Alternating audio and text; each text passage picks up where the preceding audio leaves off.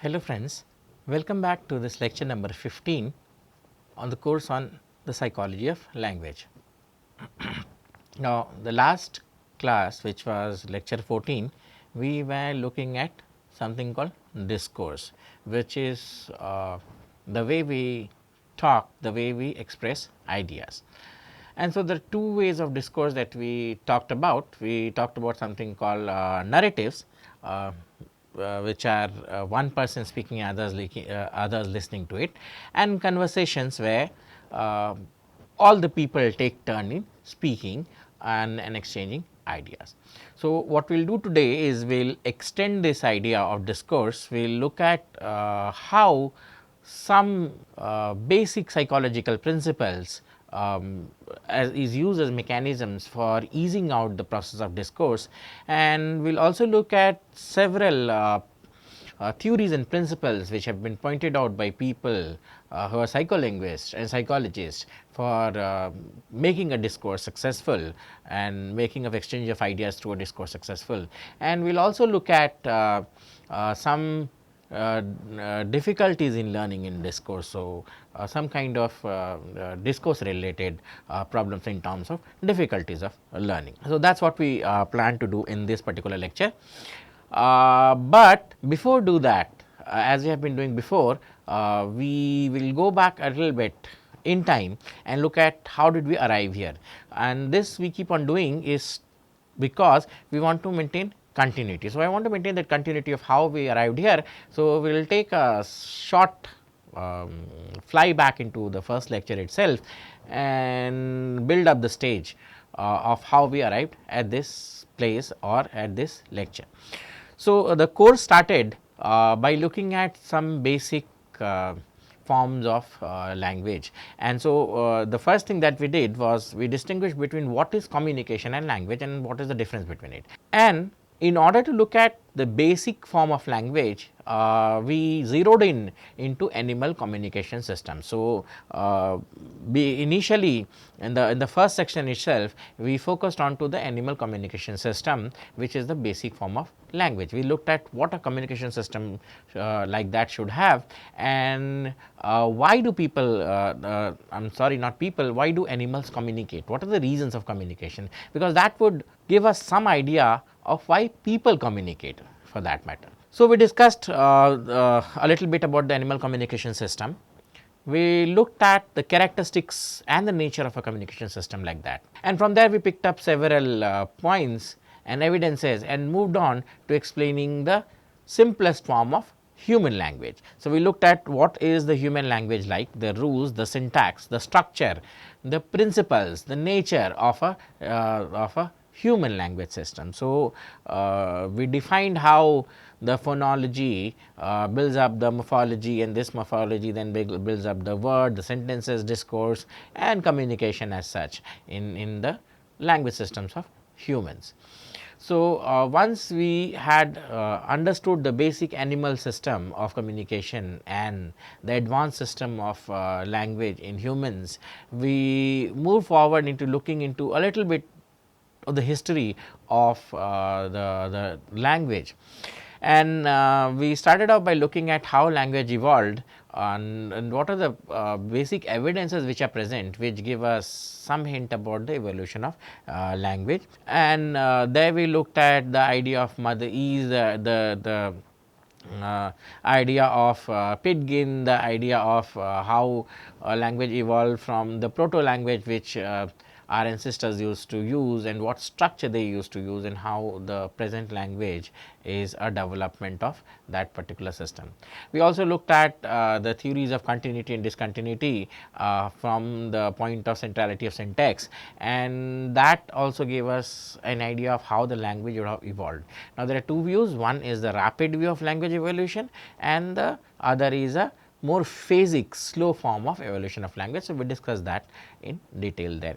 And lastly, we looked at some evidences that language evolved from ancestors. So, what kind of idea of exists, that language actually came from the proto-humans, our ancestors.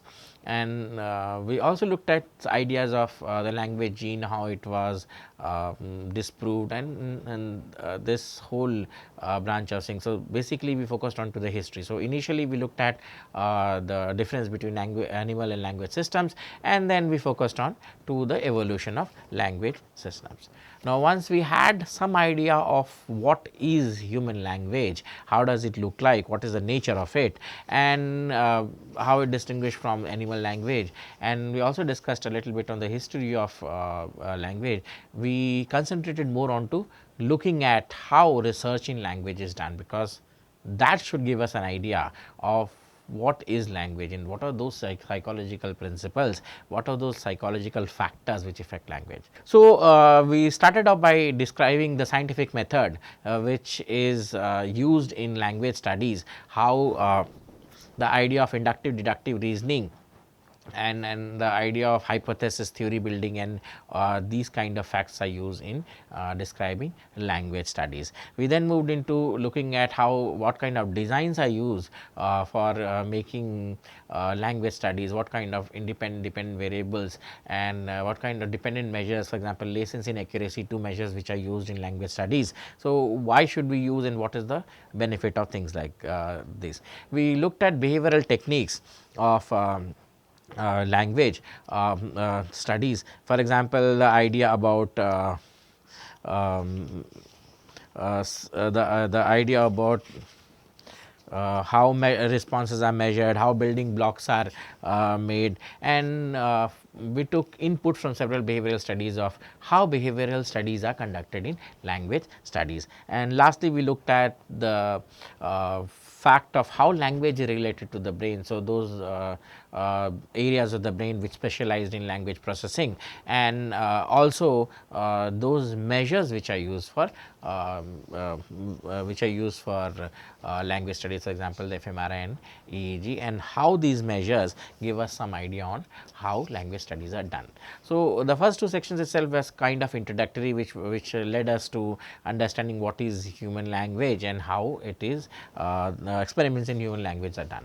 Now, once we had that, we ventured into the idea of how speech, which is basic form of language, which is how language is transferred, at least the human language, how they are produced and how they are perceived. So, even before going to the production of speech, we started out by looking at speech perception, how speech is understood. So, there we looked at the basics of auditory perception. For example, what is the sound wave like, what is the basic frequency, and what is the overtones, and those kinds of things. And we then focused ourselves onto that organ in the human body which actually helps us in perceiving speech, which is the human ear. So, we did a detailed analysis of the human ear.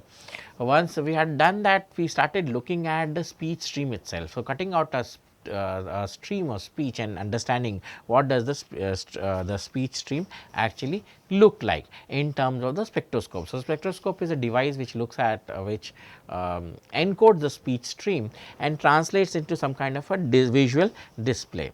So, we looked at those peculiarities of the speech stream, for example, the production of the consonants, the vowels, how the formants, sorens, these kind of peculiarities in the speech stream exist, and how they are periodic, time based, length based, how these kind of analysis is done, and those peculiarities and similarities and various eccentricities of the speech, we focused on those kind of things in the third section. We also looked at how the development of speech happens in small children. We looked at the idea of how children learn in the time when they are conceived, from the time when they are in the womb, and we looked at the idea of how baby talk infuses those processes, or baby talk induces those mechanisms through which the baby is able to perceive human speech. So, what are those factors which help them in doing that? And we looked at several other factors which help the baby in and perceiving speech, and how he develops into an adult and use these mechanisms to perceive human speech. And lastly, we focused on some theories of speech. So, basically we looked at the motor theory of speech, which says that motor movements are integrated or are essential for perceiving speech. We also looked at the general auditory framework of speech, and lastly we looked at the direct realism, which is another theory of speech perception. Once we know how speech is perceived, we moved into something called speech production, how speech is produced, and there we dedicated a whole section into the idea of what the vocal tract is and how this vocal tract produces speech. We also looked at various speech areas in the brain, the Wernicke area and the Broca area, and what they comprise of, and how the dorsal and the ventral stream of speech production really run. We looked at several models of speech production, and then we looked at several principles of development of speech in smaller children. The basic models that we discussed here were the feed forward and feed back model, the auditory suppression during speech model, the dual stream model, and of course the computational model DIVA, which explains how speech is produced, or the production of speech is explained through it. So, the first 4 lectures, 6 lectures, sorry, were in kind of an introductory part, where we are looking at how speech is perceived, how speech is produced, and the science of speech, and also the basis of speech. So, the first 6 or 8 lectures we dedicated to that.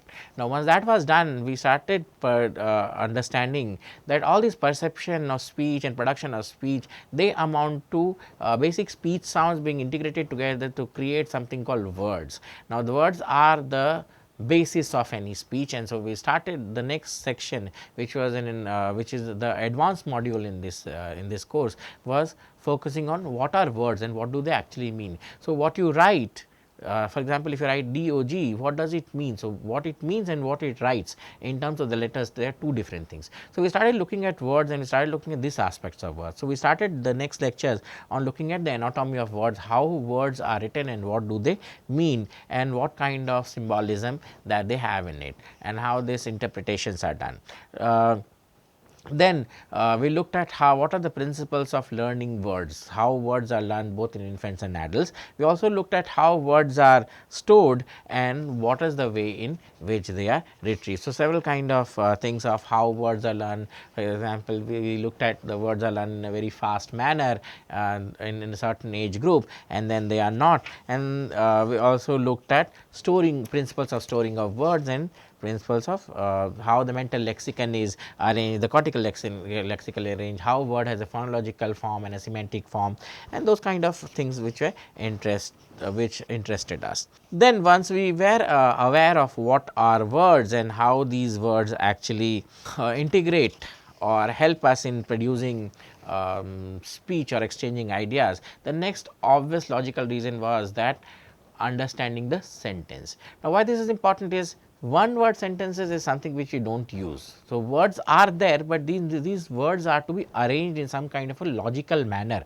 to exchange ideas. One word sentences or one word is not something that people use for transferring ideas. So, what they do is they use these words and arrange them in certain forms to actually pass out ideas, and that is how the concept of sentence came in. And so, we started looking at next was sentences. So, what is sentences? So, we looked at how the structure of a sentence is, what is the way in which a sentence, the various parts of a sentence, for example, the agent, the patient, and the verb which contains the agent, patient, how they are arranged into their thematic roles. We also looked at how these agent, patient, how they directly relate to the idea of subject and predicate in a sentence, what is clause, what are phrases, and how these things actually help us in making sentences.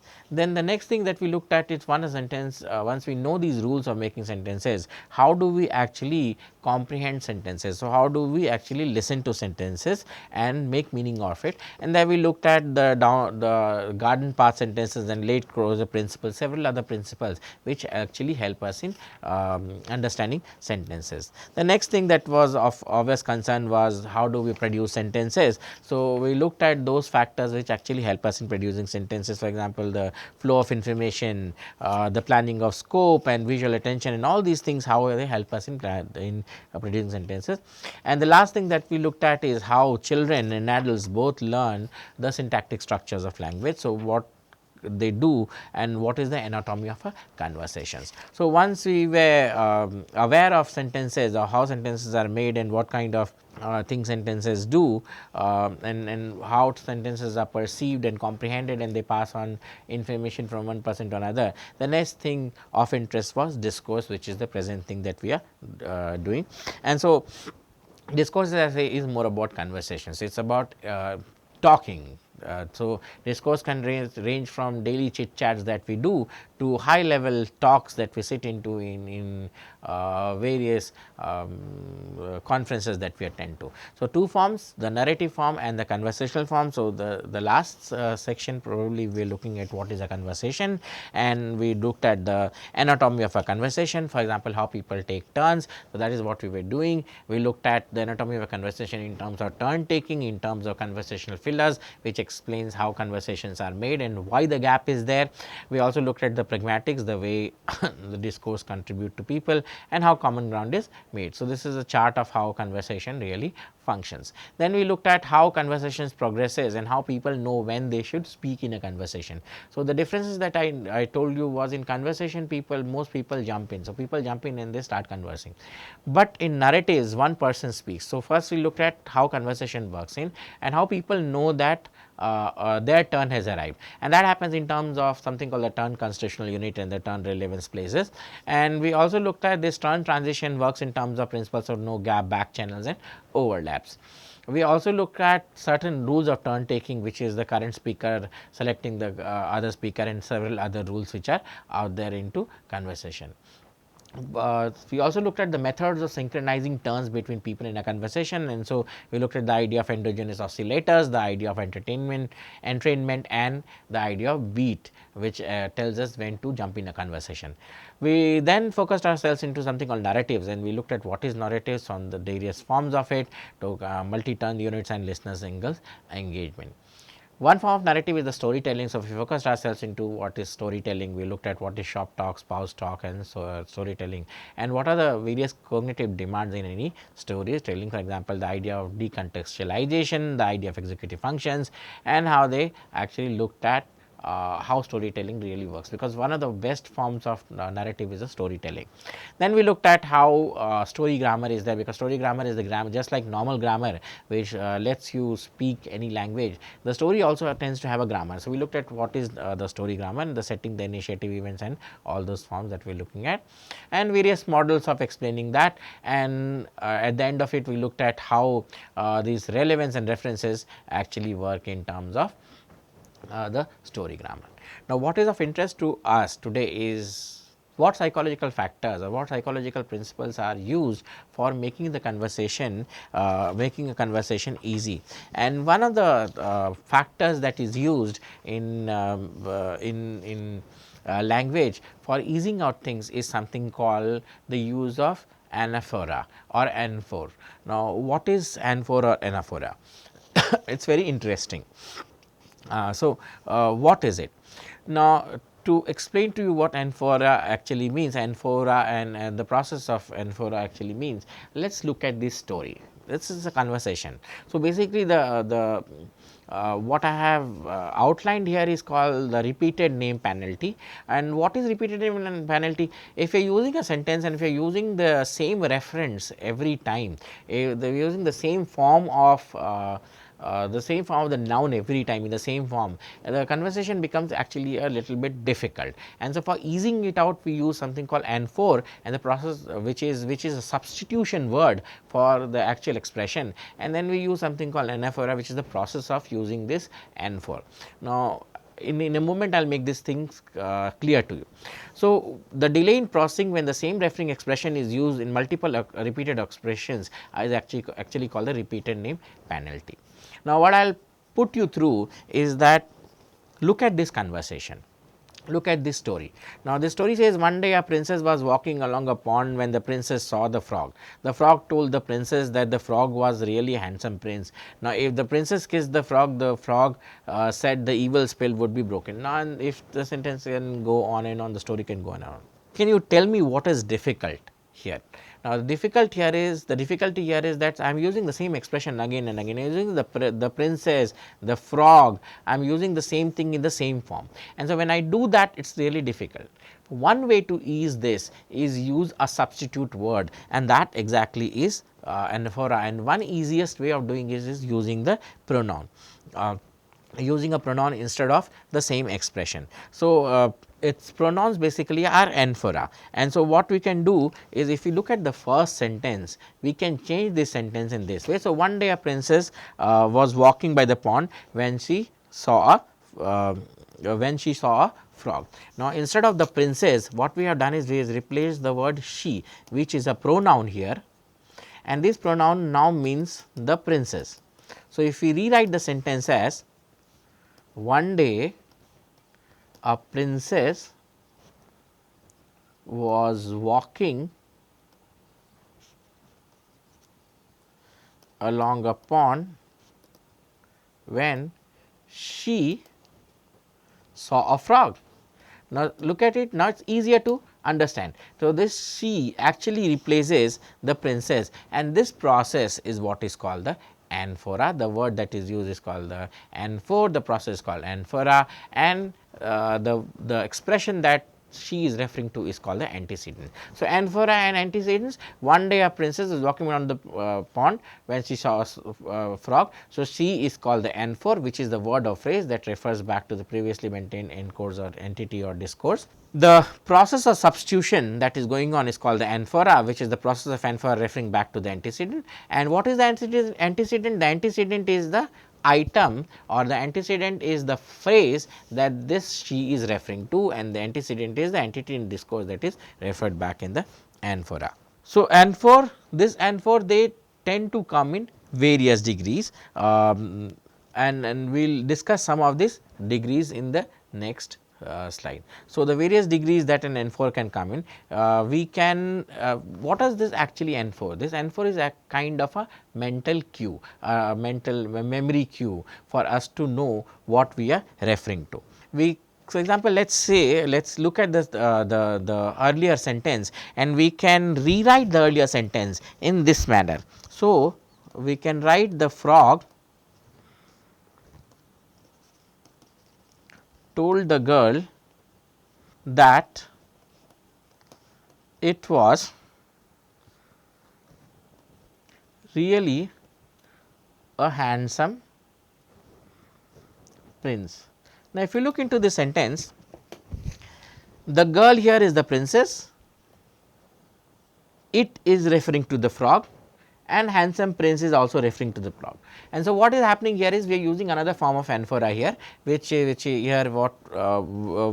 eases our understanding of the sentences. Now, here the girl as an anaphora for the prince, the pronoun her should also work, and so we are using the girl as the anaphora because it is giving more meaning to us. Now, we avoid repeated name penalty, which I said is the use of the same reference expression and again by using something called category and-for. And so, what is category and-for? A category and-for is a noun phrase and-for. Now, the and-for, the word which is used to replace the usual expression in an discourse comes in several forms, and one of the form that we use, or one of the types of N4s that we use is called the noun phrase N4s, that names the category that the antecedent is a member of. So, the one of the forms of using the N4 is called the noun phrase N4. And so, what is the noun phrase N4? The frog told the girl.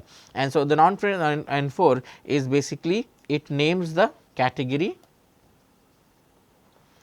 that the antecedent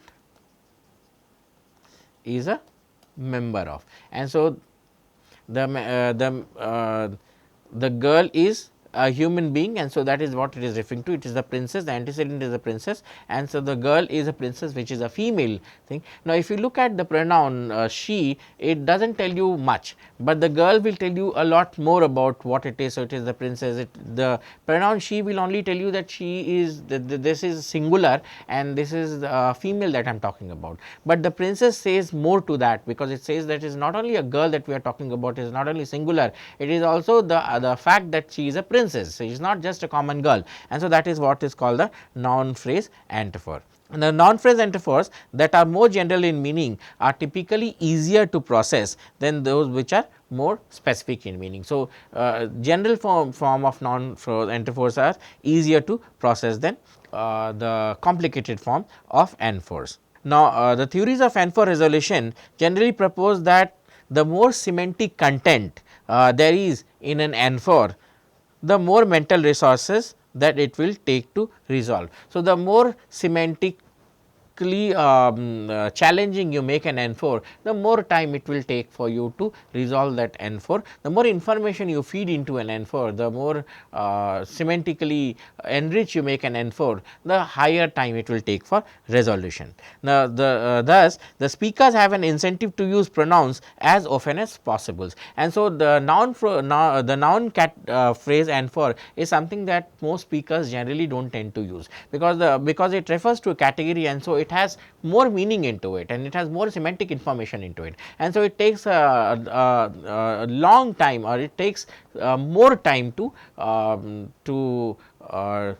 divulge information or to re-express itself. And so, people generally then what they do is they tend to use something called the pronoun as often as possible, and listeners assume that noun phrase antiphors where they are expected the pronoun singular something important, such as the introduction of a new entity into a narrative or else a shift into the focus. Now, pronouns, which is another form of N4 that we are using, is a form of N4 which conveys very limited meaning. So, they convey minimal semantic content. Now, most English pronouns they generally convey nothing more than the gender of the person, that the gender of the entity that is referring to, and then and the number information, for example, whether it is singular or plural. Chinese pronouns, they give more kind of information.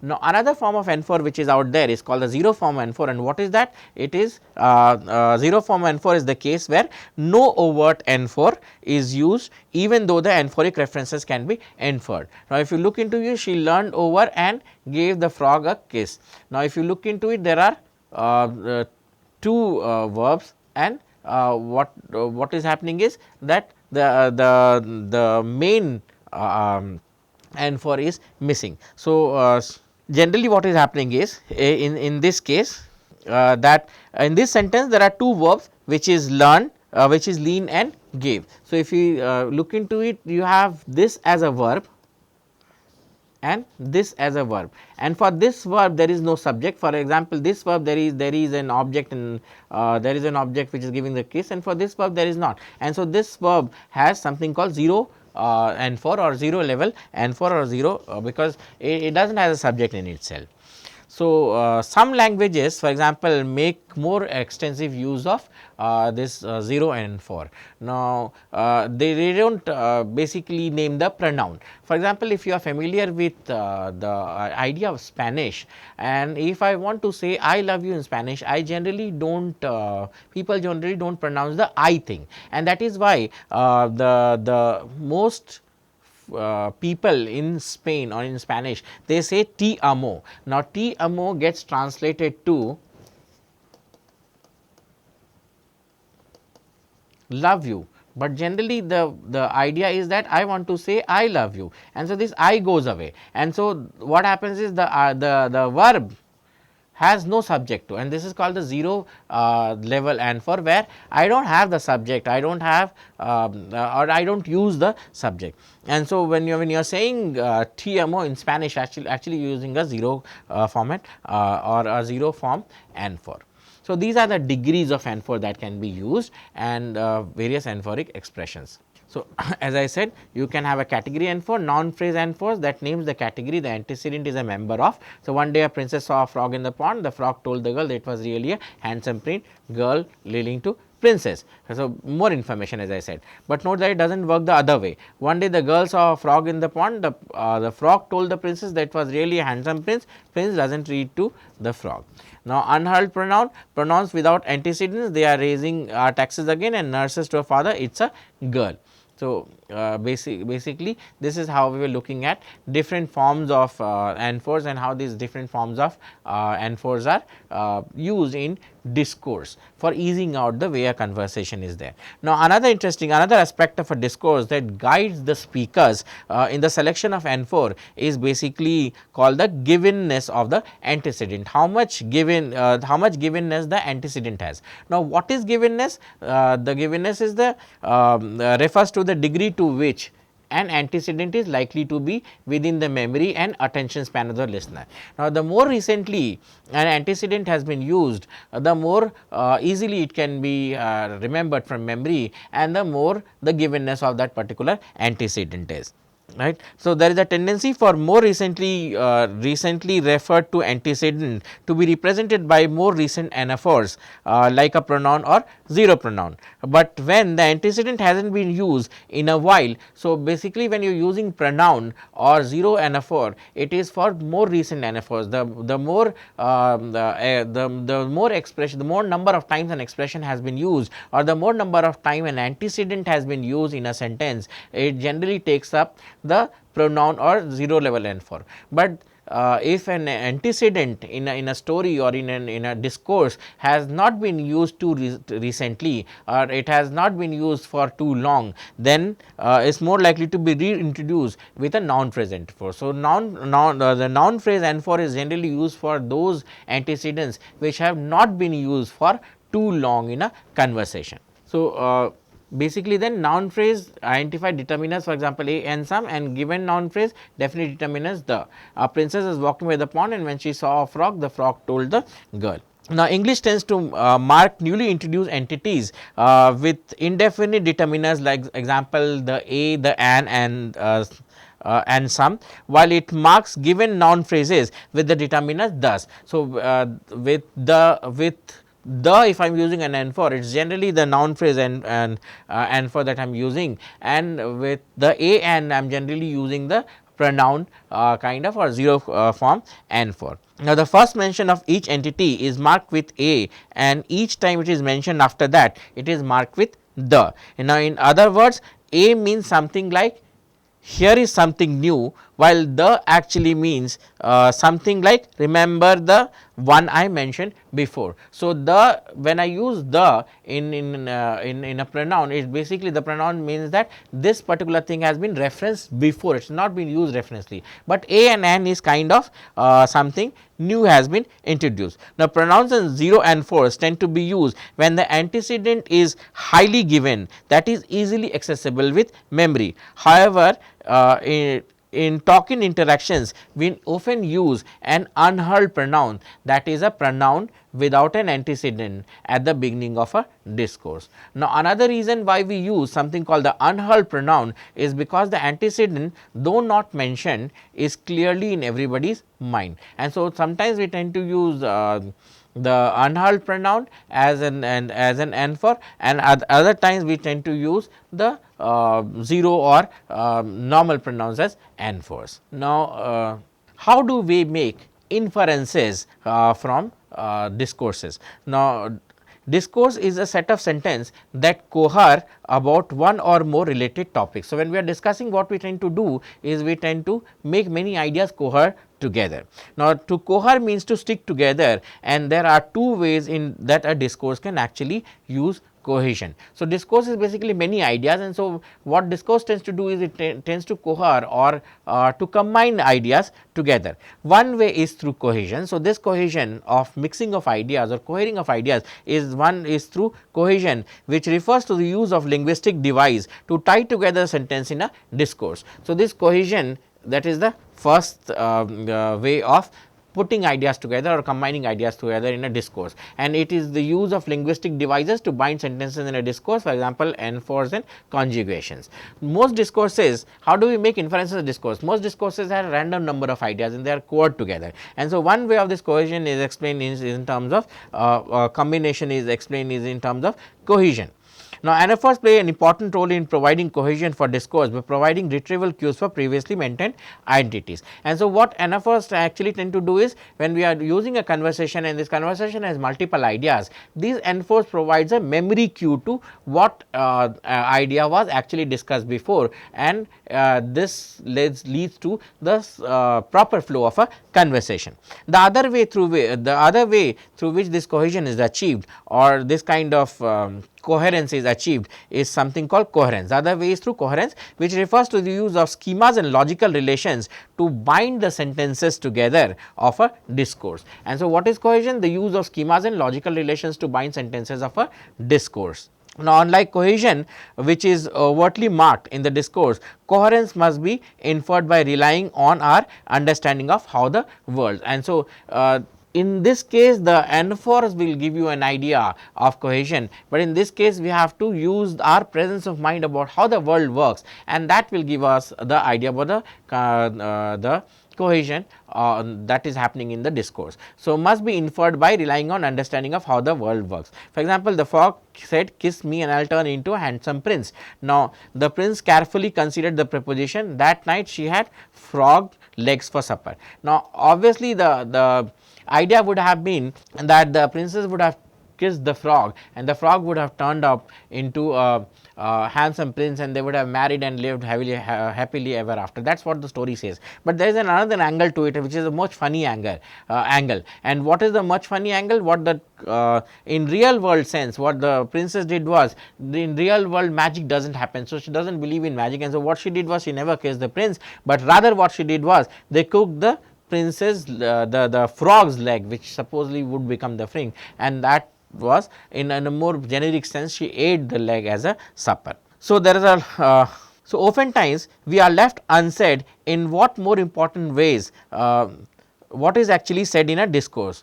Now, there is a process which is called bridging inferences, which is used for making inferences in a discourse. Now, what is bridging inferences first of all? Now, bridging inferences is the use of logic or real world expressions to fill up gaps in a discourse. So, once we are doing discourse, there are times when there is a there exists gaps in discourse, the actual meaning is not coming, or there are some kind of non-cohesion in a discourse. So, there we tend to use something called bridging inferences. And what is these bridging inferences? These are logical real world experiences. Now, bridging inferences play an important role in production of humor, and as I explained, one way to understand the sentence, that story that we are looking at, is that the princess never kissed the frog and he never turned out into a prince, and she ate the frog instead. So, making bridging inferences is costly, at least as measures of reading time or written text, but content linked with bridging inferences are also better recalled later on, probably due to the fact that they are more deeply processed. And so, sentences which have bridging inferences are recalled better, because bridging inferences are actually the logical way in which the world left. So, in the original story, if you look at how the original story worked, and how the new way that we interpreted the story, the new way of understanding the story which will be remembered more better, because that is the most logical way of how something would have been dealt. Because magic, the idea is that magic does not work in real world. So, in real world sense, whatever have happened is, the frog actually did not want to die, and so it was saying something, whatever it was saying. Of course, it is difficult to understand a frog actually speaking a language, but then the most easiest interpretation would have been that the frog was killed and it was eaten, and that is what the idea is. So, bridging inferences is the use of logic or real world expression to fill gaps in a discourse. Now, Mark reached into the picnic basket, the beer was warm, and so the inference is there was beer in the picnic basket. And so, when we make these sentences, when we look at the sentence that Mark reached into the picnic basket and the beer that was he was looking at warm, we of course make these bridging inferences or the inferences that there has to be first of all the beer in the picnic basket. Now, had there been no beer, then it would have been it wouldn't have been warm. And so, these two sentences are connected by a bridging inferences, and the gap here is that there was beer. So, it was never explicitly stated that there was beer in the basket. This was never explicitly said, but then we can infer this from it. Now, we also have something called predictive inferences, expectations of what comes next in a discourse based on the sequences of events so far. The frog told the princess, kiss me and I will turn into an handsome prince. The inference is the princess will kiss the frog, and so that is why it is said. And so, we use that kind of a thing, or that kind of predictive inferences for inferring things. Now, when we are making bridging inferences, we focus on the logical or the common sense structure of the discourse. This is also the case when we make something called predictive inferences. So, predictive inference is another way of inferencing ideas from a discourse. What does it really mean? So, we can generate an expectation of what comes next into a discourse based on the sequence of events. So, as we can generate from it the expectation that the frog will be kissed, if we can generate that from a discourse, this is called predictive inferences. As listeners, we also make inferences and go beyond the discourse. Now, the idea of bridging inferences and predictive inferences, which tells us the meaning of a discourse, leads out to the idea of something called the theory of mind. And so, what is the theory of mind? The theory of mind, the ability to make inferences about the mental state and intentions of others, is actually called the theory of mind. The theory of mind is the ability to make inferences about the mental states and intentions of others, and this theory of mind has to be intact in people, because if we do not have this theory of mind, if we do not know what other people are thinking or cannot predict what other people are thinking, then discourse would not have been possible. So, we constantly generate explanations or theories of why other people behave the way that we do. Now, when we interact with other people, we assume that they have the mind of their own with perspectives and intentions that may be different from us, and so we tend to use the kind of inferences and words in a discourse that we do. As a result, we tend not to rely on literal meaning of utterances, but rather on what we believe the speaker would have intended, and so that is how we make inferences. So, we do not actually read the way the sentence is said or the way the sentence has been expressed. We actually put a lot of idea, or we actually put ourselves out there to extracting what the speaker would have actually intended. Now, the theory of mind enables us to distinguish between a joke and a lie.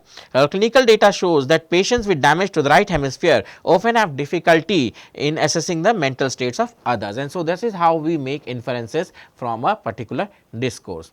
Now, there are several speech acts which have been proposed. Now, the three philosophers in the 20th century, for example, John Searle, J.L. Austin and Paul Grace, they were influential in shifting the common view of language as primary mechanism for the transmitting of information between people to a new perspective of language as a social activity. So, initially language was thought as a mechanism for transmitting ideas, but these three philosophers, what they did was they made a new meaning to this language, and what they said is language is basically a social activity, and they developed something called the speech act. They said that language is not just mere translating of ideas. What language is more of like a play, is like an act, and in this act there are several participants, they play their role, and the language expresses in this particular manner. So, they developed the speech act theory, which is the position that the value of an utterance, what the utterance actually mean, lies not on the literal meaning of its word, rather in the intention of the speaker and the effect it has on the listener. So, basically what is written is not exactly what language really means. It means more than that. It depends upon the intention of the speaker and and the kind of effect that it is going to have on the listener, and all these combined together will actually mean what language is all about. Now, speech act theory, it provides a framework for connecting the literal meaning of an utterance with their intended meaning. Now, Austin 1962, they argued that every utterance has 3 layers of meaning. So, basically what is speech act theory then? The value of an utterance lies, it says that when we speak something, it lies on 3 facts. It is not just plain words that you are reading, it is more than that. And so, these 3 words or these 3 aspects actually explain what the meaning of a discourse actually is. So, it is not literal in meaning. So, what is written is not exactly the meaning of what is written, but rather it is in the intention of the speaker. What I want to convey has a lot more to say into what a sentence should actually read and the effect it has on a listener. For example, imagine that a family is dining with a mom, dad and a teenage daughter and a school age son. So, they are all dining, and the dad asks the daughter, could you pass me the salt? The teenage daughter replies, yes I could, and continue eating. Now, in a perfect sense, this is what it's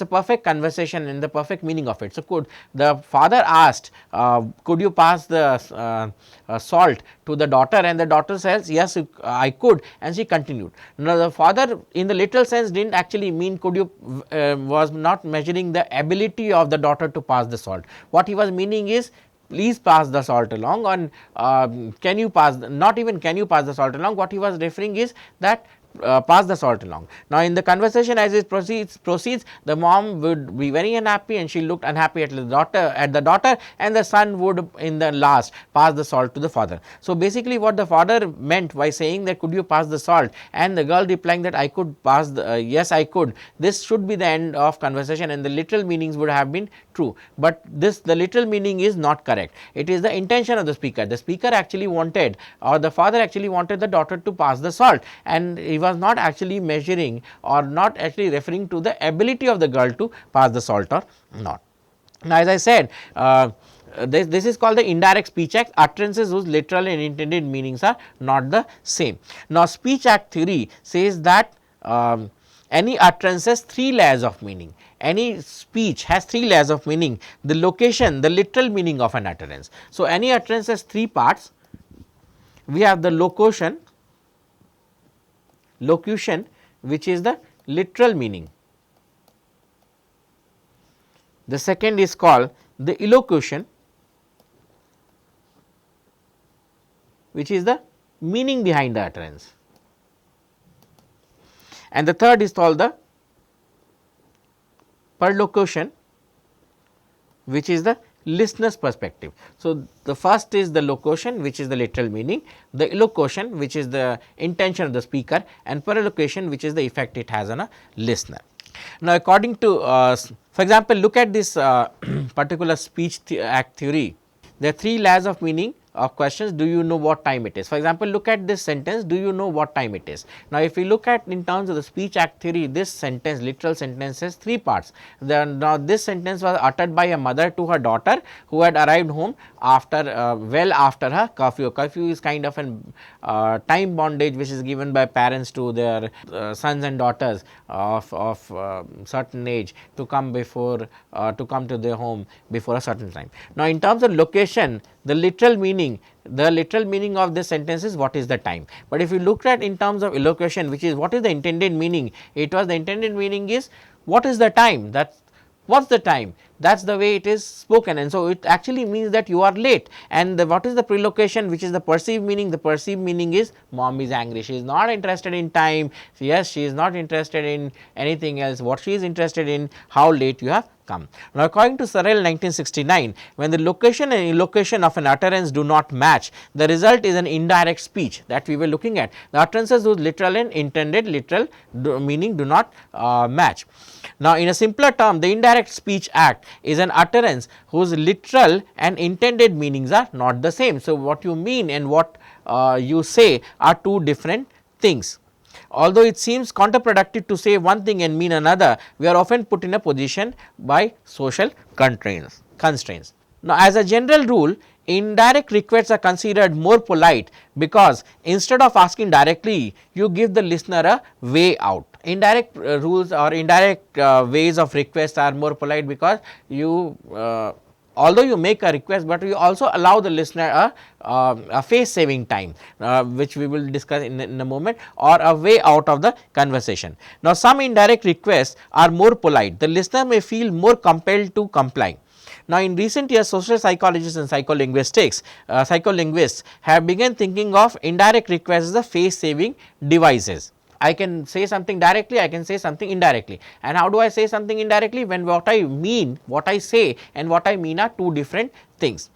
Now, nowadays people are using this kind of indirect request in terms of the Eastern concept of face, which is as the personal need to be viewed as a competent and to have one's action impelled by others. Now, the concept of face ties the notion of something called self-esteem and respect, and although the idea derives itself from East Asian philosophy, is now considered to be a universal concept. So, basically when we use indirect speech, it gives us an idea of saving our face. And what is face? The personal need to be viewed as a competent and to have one's action unimpeded by others. Indirect requests as face serving devices give listeners a way out, so that they can be more polite. Now, in the family dinner example, dad politely use the indirect request which gives daughter a way out by interpreting the utteral utterances. Of course, so basically the daughter may have been angry, and she actually interpreted in a second manner. So, the dad said, could you pass the salt, and here the daughter says, yes, I could, and she kept with it. And so, it was a face saving game or face saving strategy for the daughter. Now, social norms dictate interpreting an indirect request according to the illocutionary, not the locutionary force, but daughters flaunts the norm.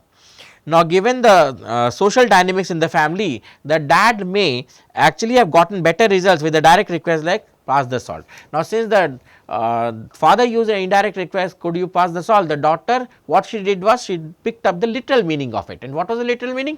Whether you have the ability or not, and she replied, yes, I could. But here the conversation would have been better off by using the not the illocutory, but the locutory meaning, which means that if you would have made a direct request saying that pass the salt, it would have given better results. Now, Grice 1975 had added to the speech theory by proposing something called the cooperative principle, which is in a nutshell the proposal that speakers should follow the social norms to tailor their utterances to fit the current need of a conversation. And so, what Grice says is there are some cooperative principles in a conversation, and so if these principles are not followed, the conversation would run haywire. And so, he gives these principles which are there. What he means by cooperative principle is that any violation of the principle is meaningful. That is, as listeners, we take what the speaker says at face value unless we have reason to suspect that the locutionary and illocutionary forces of the utterances actually do not match. This triggers the theory of mind process, in which we began making inferences about what the speaker really meant. So, what it all means is that there are certain principles, there are certain cooperative principles which have been given by Grice, and this should be followed for any conversation to have meaning and to actually progress in a particularly nice sequence. Now, Grice have given something called 4 maxims which are aspects of speaker utterances that the listener attends to and deciding whether the accept the statement at the face value. Grice worded the maximum in the maxims in terms of what the speaker should strive for and what they are. And so, there are 4 maxims which are there. So, Grice's maxim, Grice says that something called the cooperative principle, speaker should follow social norms to tailor utterances to fit current need of the conversation. Now, not a description of how conversation actually works, rather the violation of cooperative principle are meaningful. It gives us some meaning of where the conversation lack is. And so, the Grice's maxim, what is it? Aspects of utterances that the listener attends to in deciding whether to accept it at a face value or to make more deeper meaning of it. And so, there are 4 in total. We have the maximum of quality, which says that makes your conversation as informative as required, don't say too much or too little, make stronger statement that you can. First, the quantity. Don't say what you believe to be false, say something that you lack adequate evidences for. Third, in terms of relation, be relevant, stay on the topic. And fourth is of manner, which is avoid obscurity in expressions, avoid ambiguity, and brief and orderly. Now, speech act theory and the cooperation principles have generated a considerable amount of research for many years, which are far more to cover in this particular syllabus of us. Now, we looked at those principles or those factors which can be used in making conversations a better conversation. Now, what we are going to do now is we are looking at some developmental discourse ability in conversational turn taking. So, we looked at turn taking as in a conversation people jump in and they decide this turn taking. So, there are some development of discourse ability in our conversational time taking.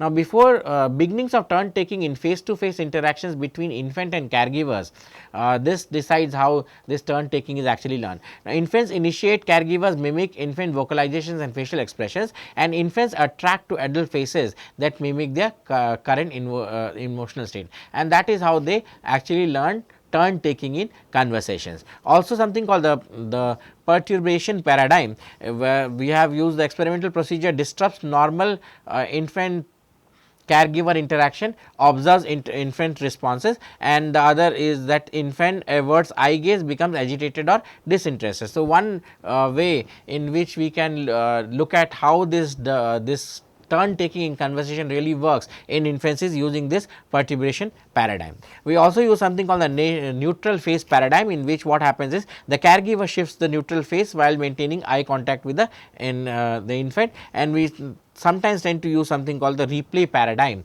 in understanding how these infants and caregiver they learn this turn taking in conversations. So, caregivers infant interaction via video screen first live and then replay, so no longer lines up with the infant behavior. Late talkers. Now, for late talkers, what really happens is the process of learning conversation through the facilitation of caregiver is disrupted when the child's experience something called the development language delay. Now, this is a condition marked by slower than normal development of expressive languages during the first few years of life, even though hearing, motor and cognitive functions otherwise are normal. So, in developmental language delay, slower than normal development of expressive language during the first few years happens.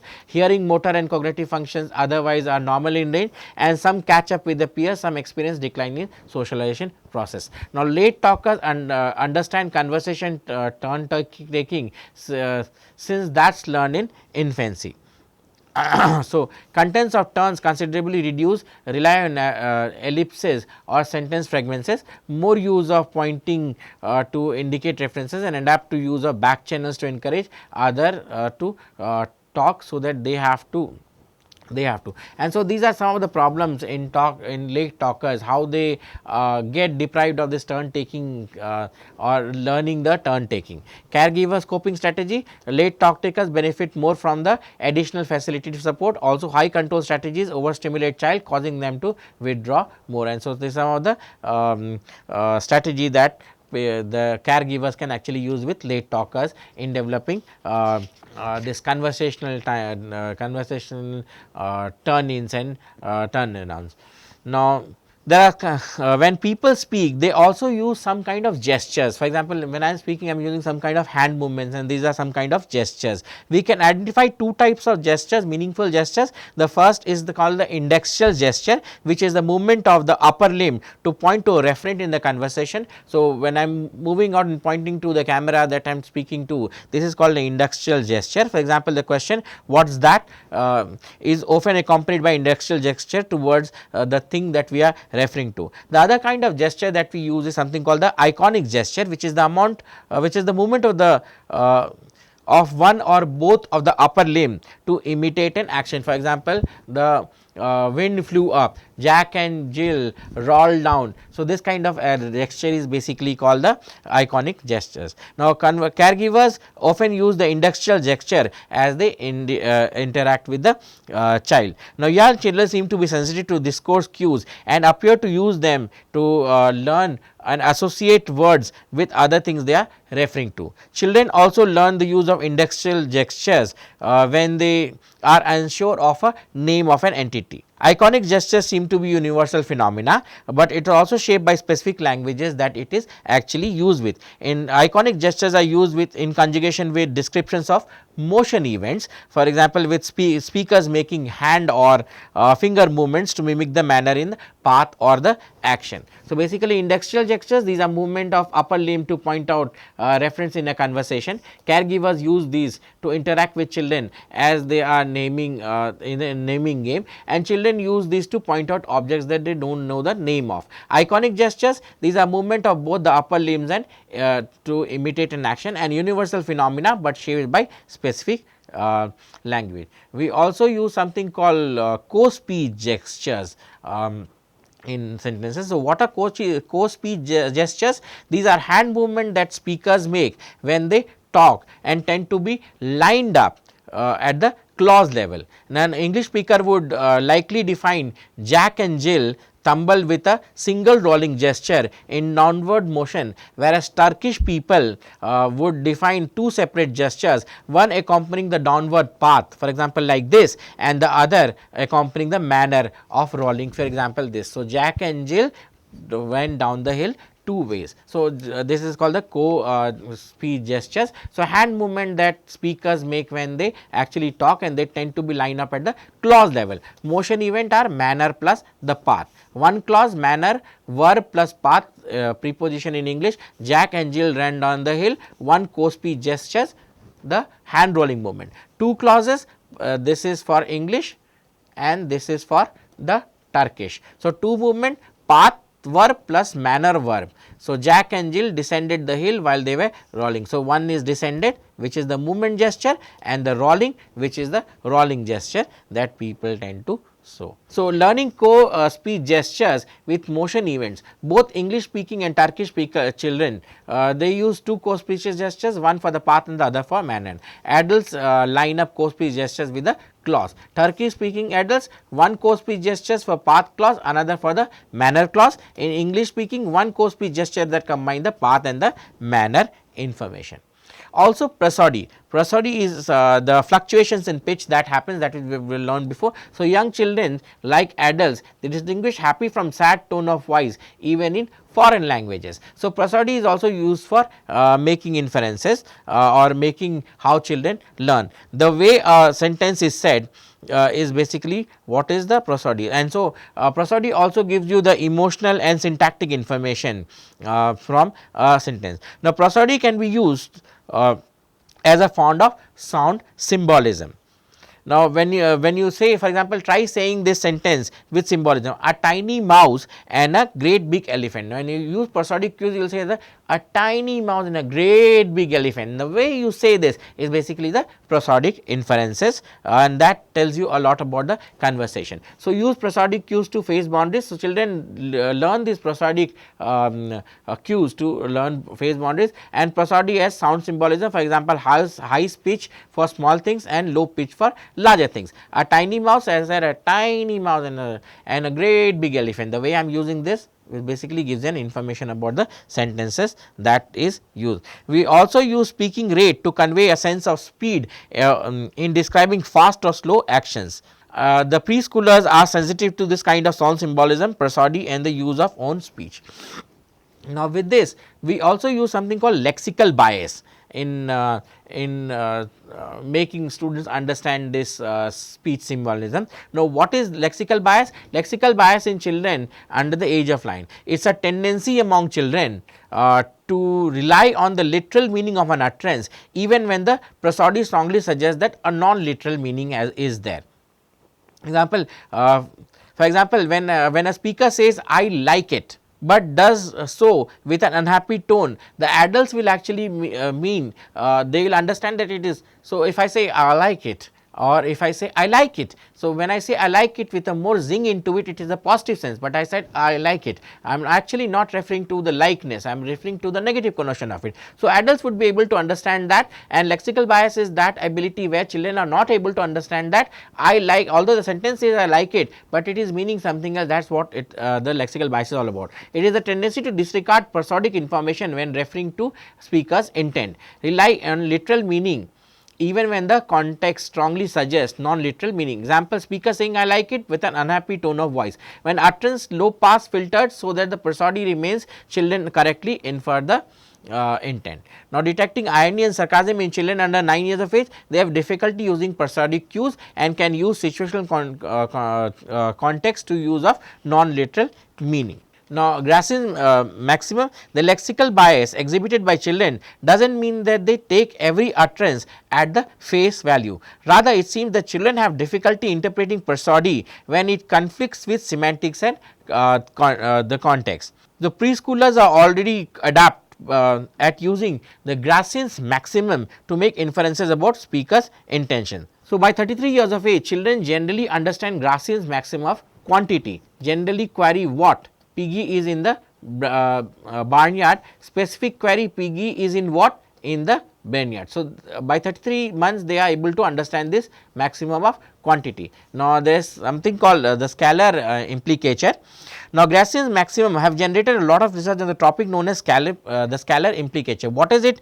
The term refers to a listener's inferences that the speaker's use of a weaker term means that a stronger term is not true. So, the use of weaker term is actually meaning that the stronger term is not true.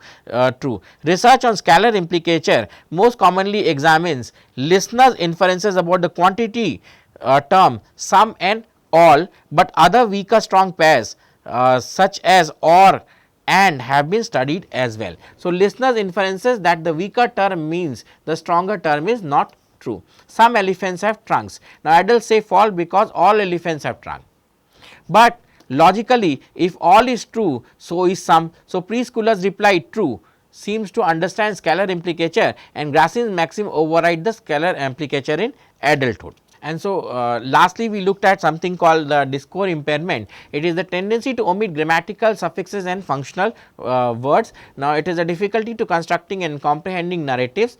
Also produce narratives less content, fewer story grammars elements, play safe strategies used in specific language impairment children, simple structures and vocabulary, error free and below peers ability, and difficulty in making bridging inferences and representing story elements. So, those children which have specific language impairment, they tend to suffer from these kind of problems. Also, they have pragmatic language impairment, for example, structural language skills is intact in them, difficulties within social and contextual aspects of discourse inferring non-literal meanings, and often leads to behavioral problems, for example, hyperactivity, aggression and excessive shyness. So, what we did in today's lecture is we moved on from what we had led before when we were discussing what is narratives and what is conversations in the last class. So, we built up to that and we looked at how some psychological factors can be used for enhancing conversations, and we looked at the idea of what is enforced and how this enforce actually enrich our meaning of the discourse, how this enforce can help us in making more meaning from discourse. We also looked at how inferences are made from the discourse and what is the meaning of speech acts and how these speech acts are actually helping us in discourse planning and discourse interactions. Then we looked at something called difficulties, the developmental discourse abilities, how discourse abilities actually develop. We look at how conversational turn taking is developed in infants through the caregiver, and also how late talkers have these development of this turn taking in conversation happen in late talkers. We also looked at how gestures can be used by caregivers for initiating conversations and embedding conversation principles into children. We looked at how prosody is used by children to understand conversations and conversation related materials, and how the aspects of various conversations, and how Gracian maxims are used by children of certain age, the preschool children and school children, how they are using this Gracian maxims for enriching their conversation principles. We also looked at several disabilities that the the specific language impairment people children have, and what kind of problems they can suffer from. Now, when we meet next, what we are going to discuss is how what is reading and writing, and how reading and writing builds up from the discourse and the words that we have been discussing, and how reading and writing they play a role in the psychology of language. But up till that time that we do that, it is thank you and goodbye from here.